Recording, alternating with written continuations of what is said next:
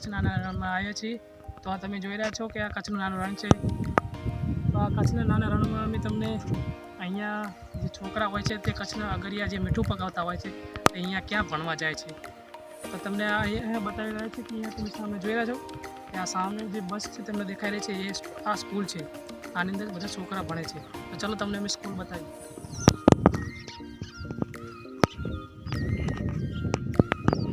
તો આ સ્કૂલ છે તમે જોઈ રહ્યા છો. આ સ્કૂલ છે. આ સ્કૂલની અંદર પેઇન્ટિંગ બધું દોરેલું છે. ઉપર તમે જોઈ રહ્યા છો દેખાય છે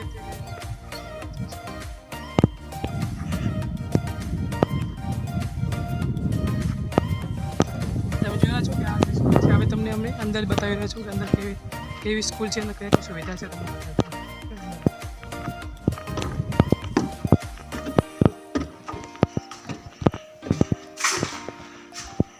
તમે જોઈ રહ્યા છો. તમે જોઈ રહ્યા છો કે આ બધી સ્કૂલ છે. અહીંયા બધા છોકરા અહીંયા ભણતા હોય છે. તમે જોઈ રહ્યા છો કે આ પંખા લગાવેલા છે. જો આ પંખા લગાવેલા છે મસ્ત મસ્ત પેઇન્ટિંગ દોરેલી છે. તમે જોઈ છો આ છોકરાને બેસવા માટે સુવિધા આપી છે સરકારે. અહીંયા તમે જોઈ રહ્યા છો અહીંયા જો તમે જોઈ રહ્યા છો ઇધર પાસા બધા પંખા છે આગળ. અને આ તમે જોઈ છો કે આગળ લખેલું છે ગણેશ રણ. આ જે એરિયા આને ગણેશ રણ કહે છે. આટલામાં આને ગણેશ રણ કહે છે. તમે જોયા છો કે આ એલઈડીની સુવિધા છે. અહીંયા જો અહીંયા એલઈડીની સુવિધા છે. અહીંયા કોઈ છોકરાઓ માટે એલઈડી અંદર કંઈ પણ દેખાડવાનું હોય અંદર બધું આની અંદર દેખાડે છે.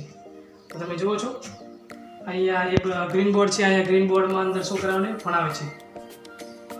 તમે જુઓ છો કે અહીંયા બધી સુવિધા સરકારે આપેલી છે. અહીંયા પંખા તમને કહી દઉં કે અહીંયા પંખા સિસ્ટમ અહીંયા ઉપર સોલર લગાવેલી છે. મેં તમને જે પહેલાં બતાવી ઉપર સોલર છે અને સોલરથી અહીંયા સિસ્ટમ છે. અહીંયા એક ઇન્વર્ટર છે અને 4 બેટરીઓ છે. બેટરી રિચાર્જ થાય છે. રિચાર્જ થાય અને પછી તે ઇન્વર્ટર દ્વારા તે પાવરથી અને પાવર વધારીને એને એસીમાં કન્વર્ટ કરીને પછી અહીંયા પંખા ચાલુ રહે છે. કે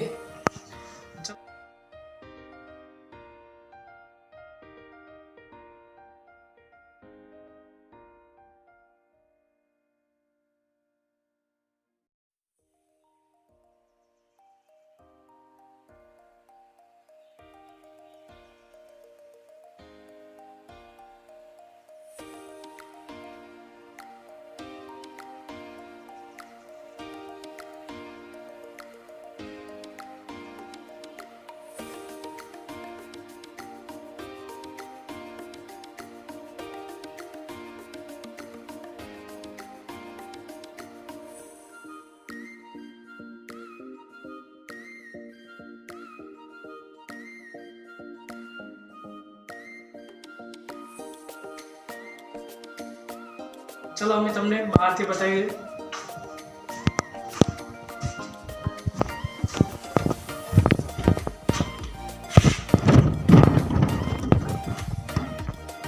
મિત્રો હવે તમને બતાવીએ છું કે તમને મીઠું કેવી રીતે પકવે છે તે અમને તમે બતાવીશ કે મીઠું કેવી રીતે પકવે છે. આજે બતાવું છું કે મીઠું પકવવા માટે ખારું પાણી જોઈએ છે અને ખારું પાણી કેવી રીતે જમીનમાંથી કાઢે છે અને પછી કેવી રીતે આ રીતના ગામડી બનાવે છે અને આની અંદર પાણી ભરે છે. પછી આમાં પાણી ભરીને મીઠું પકવે છે. ઠીક છે. તો ચાલો પાછળ આવો બતાવું તમને.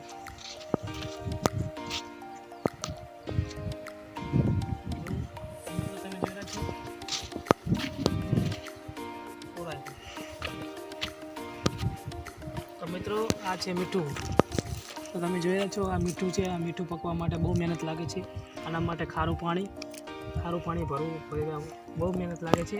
ખારું પાણી કાઢવા માટે જમીનમાંથી બહુ ખોદવું પડે છે. તો આ પાણી નીકળે છે. તો તમે જોયા છો કે આ મીઠું છે. આ ગાંગડો છે આવડો. આને હજુ આ ગાંગડા હજુ આથી પણ વધારે મોટો થશે. તો ચાલો ફ્રેન્ડ્સ હું તમને બતાવું કે આ પાણી કેવી રીતે કાઢે છે. ચાલો મારી પાસે આવો.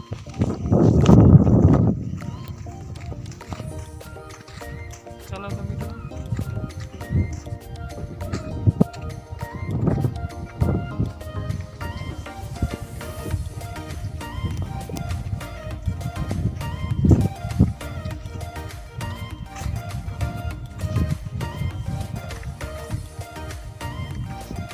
મિત્રો તમે જોઈ રહ્યા છો કે આ અંદર આ કુઈ ગાડી છે અને કુઈ ગઈ છે, કુઈ ગાડી છે આની અંદરથી પાણી કાઢે છે અને આ મોટર દ્વારા પાણીને બહારથી કાઢીને આ ગામડીમાં ભરે છે અને પછી તેને મીઠું પકાવે છે.